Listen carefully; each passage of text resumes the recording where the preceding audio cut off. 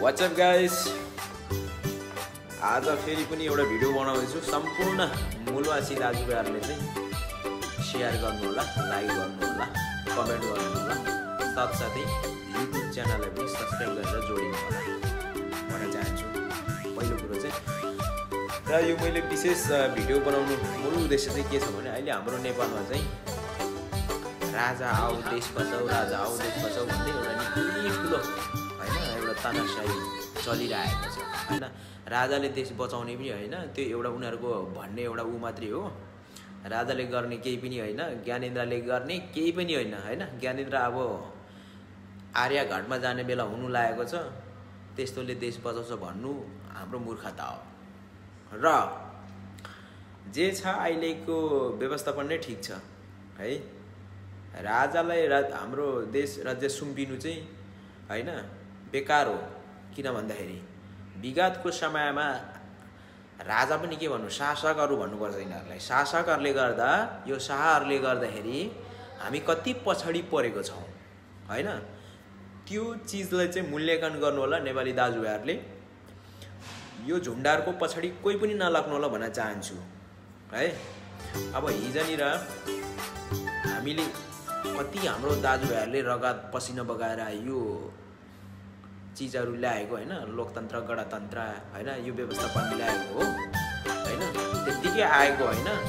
त्यसकारणले गर्दाखेरि कोही पनि नलाग्नु होला भन्न चाहन्छु।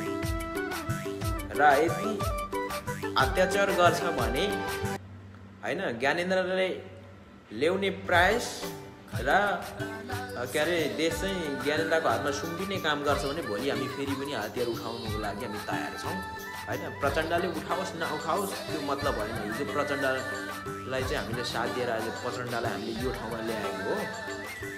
अब प्रचण्डले यो चीजमा आवाज उठाओस् नउठाओस्, तर हामी इन्डिजिनियस पिपुल हैन, अब नेपालको मूलवासीहरूले चाहिँ हामीले चाहिँ यो आवाज उठाउनु पर्छ। किनभने हाम्रो भाषा लिपि हैन, हाम्रो कल्चरहरु हामीले जोगाउनु चाहिँ एकदमै भन्नुपर्छ हैन। ती शासकहरूले विगतको समयमा हाम्रो बाबुबाजेहरूलाई हैन पढ्न नदिएको यति दमन गरेर राखेको चीजहरु थियो, त्यो समय थियो। अब हामी त्यो सोझो साझा पुर्खाहरूको हामी सन्तान हौ। हामी अब त्यस्ता झुण्डारको पछि हामी लाग्नु हुँदैन, त्यो भन्न चाहन्छु है। र जसले राजा राजा भन्दैछ विगतको समय कसरी राजालाई हामीले हटाएको त्यो पनि एकचोटि ब्याकग्राउन्ड हेर्नु होला भन्न चाहन्छु हैन। कतिको रगत बगेको छ र अहिले राजा ल्याउने प्रयास गरियो भने त्योभन्दा बेसी रगत बग्छ है। त्यति मात्रै हैन, नेपाली मूलवासीहरूले बस्ने एउटा वातावरण पनि दिन्छ जस्तो मलाई लाग्दैन हैन। हामी दिन्छ जस्तो लाग्दैन। किन भन्दाखेरि हैन त्यस्तो तनासै हैन त्यस्तो आतंक मचाउनेहरूलाई हामी त्यसै छोड्दैनौं हैन। फेरि पनि हामी जंगल छिर्नु नपरोस्, फेरि पनि हामीले हैन बम र बारुद चलाउनु नपरोस्, पड्काउनु नपरोस्, त्यो भन्न चाहन्छु है। विगतको समय थाहा हुँदा हुँदै फेरि पनि यो चीजलाई दोहोर्याउने काम गरियो भने चाहिँ हैन त्यही हो, युद्ध हुन्छ, मान्छे मर्छ हैन। र सम्पूर्ण मूलवासीहरूलाई चाहिँ म त्यस्ता झुण्डाको पछाडी नलाग्नु होला भन्न चाहन्छु। हामीले सम्झिनु पर्यो नि हाम्रो पुर्खाहरूलाई कसरी दमन गरेर राखेको थियो। आज कति हाम्रो भाषाहरु मेटिएको छ, कतिले आफ्नो कल्चरहरु बिर्सिसकेको छ।